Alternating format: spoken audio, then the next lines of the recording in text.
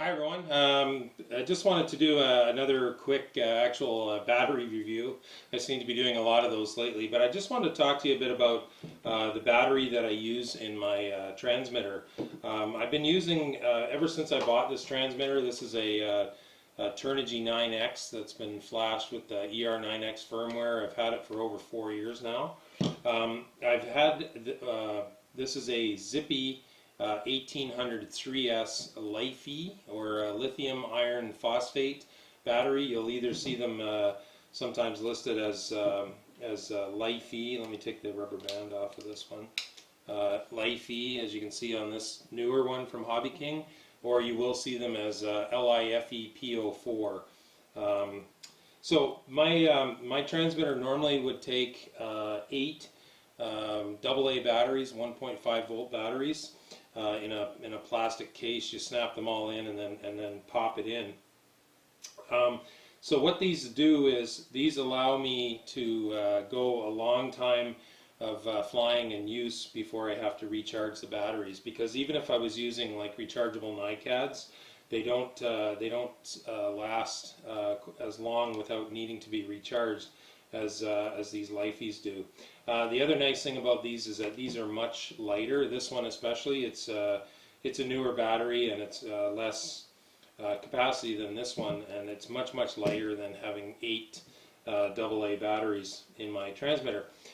So on the Hobby King website, this says it's good for, it fits in JR, Futaba, Spectrum size. I suspect that probably would fit in just about any transmitter like mine that that normally would take 8 AA's. So I have one in here now, as you can see. So I'll just talk about when I first bought this transmitter. I bought one of these batteries as well, and it actually needs the little connector plug that's on the circuit board of the transmitter is essentially it's just a 2S balance lead. So when I bought this, I can't even remember what connector this had on the other end, but it wasn't compatible. So what I thought was, and I didn't have a compatible plug on this battery at the time that I would be able to use with my charger. So all I did was I just unplugged this out of the transmitter, and then I just soldered on. This is I guess the male end of a JST connector. The pins are inside this, and then I snipped off the old connector on that battery, or in this battery, and then I just put the other end of the JST connector. So now when I need to charge the battery, I just pull it out of my transmitter. I just have one of these older 4-button, your run-of-the-mill 4-button charger. It'll charge lithium ion, LiPo, LiFe, NiCad, nickel metal hydride, all that sort of stuff. So if you are going to use this, that's one thing. Experiment with one of these, depending on your transmitter. You might want to double check and make sure that your transmitter or your charger can use that. So now all I do, I just have an adapter. I just plug it into my XT60 that I normally use all the time for my batteries. Plug it in, plug the battery in, and then I can plug the balance lead, the 3S balance lead, into my charger, and away we go. Now I think I watched a video quite a while ago by Bruce Simpson from RC Model Reviews, and I may have also read this. I always balance these or always charge these on balance setting, and just because I really wanted to take care of it, I actually charged it, I think, on half C. So this one's an 1800, so I think I set the charger at 0.9 amps or something like that. And it doesn't, even though this battery's getting pretty old, which I'll talk about a bit more shortly, it still only takes maybe 45 minutes to an hour to charge. Now I fly a lot. I average probably 100 or more flights per month. So, at 5 minutes a flight, my transmitter is probably on and operating out at the field for 8 to 10 hours per month. So I probably only charge, other than when this recently, as this started to get older, I probably, as a result, I only need to charge my battery in my transmitter about once a month. So because this normally takes between 8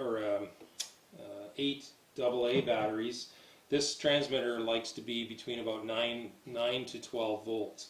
Now what you'll see, one thing that I learned, because it kind of freaked me out a little bit when I first started using it, is when you take this off, when you put this on the charger, it charges up to 10.8 volts, and then my charger will just kick off when the battery's full.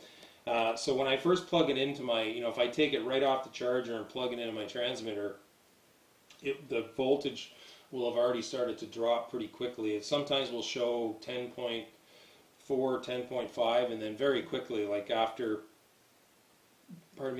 being on for maybe only a couple of minutes, the voltage will drop down to about 9.8, 9.9. But that's pretty normal, even with this one, which is essentially brand new. It's pretty normal, but just something that I learned, and it kind of freaked me out a little bit.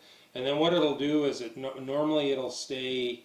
I find that it will stay at about 9.8 volts for probably 2-3 hours, or maybe an hour, 2 hours maybe maximum, and then it'll drop to about 9.5, 9.6, and then it'll stay that way for quite a long time.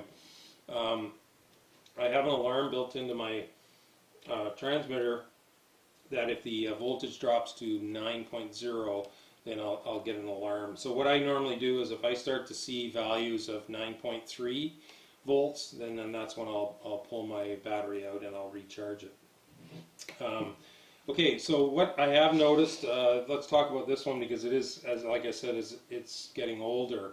What I noticed over the past winter was when the temperature was cooler, like we're talking, getting close to freezing, maybe like 5 degrees Celsius or whatever, this battery was starting to discharge a lot quicker than it had sort of previous winters.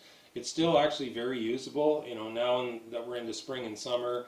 I can take it out to the field, and it actually still operates really, really well. I can probably get a couple, 3 weeks maybe out of it before I need to charge it. Not quite as long as these newer batteries, but it's still working really, really well. So, I mean, that's a testament. Like I said, I probably average about 100 flights a month for 4 years. It's a testament to how durable this battery is, and like I said, it's still going strong.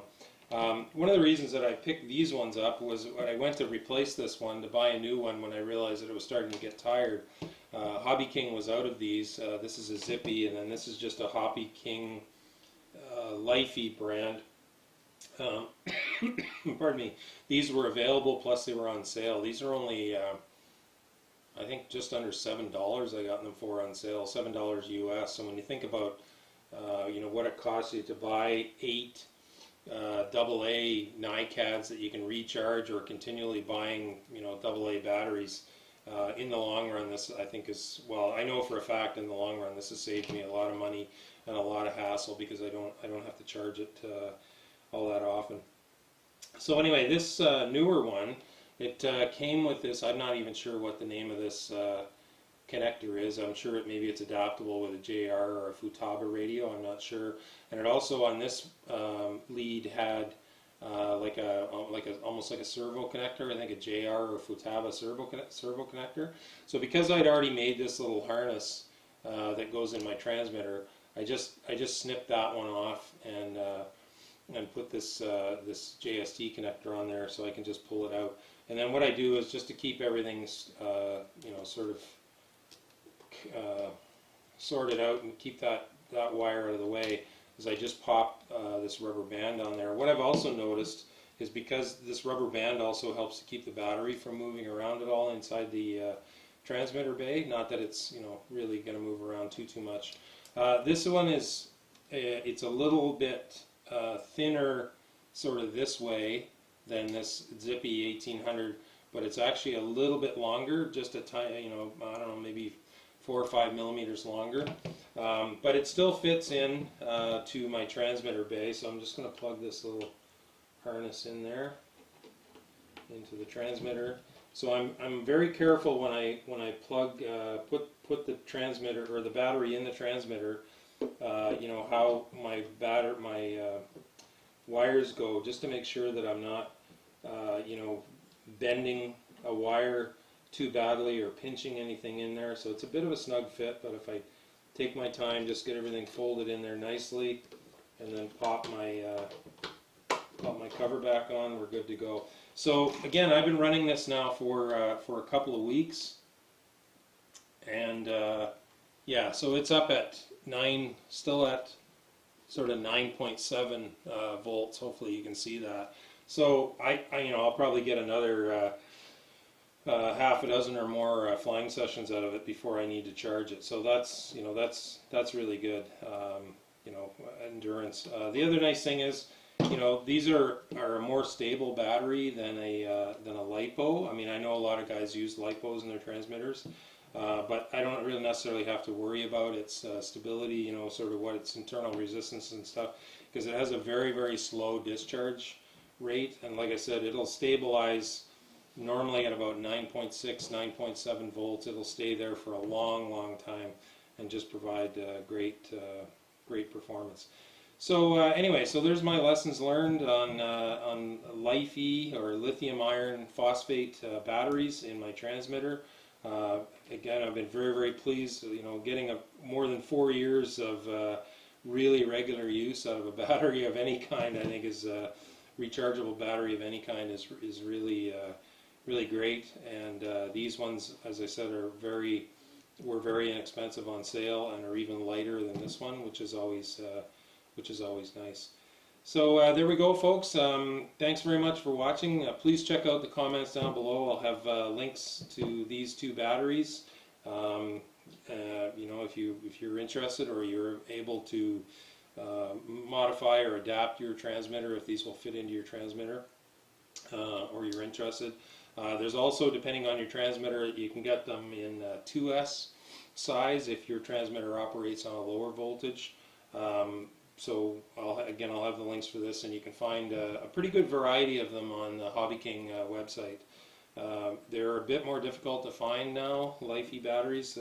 People don't use them quite as much as they used to, but Hobby King still has a pretty good supply of them. So there we go. Blue skies, calm winds to everyone.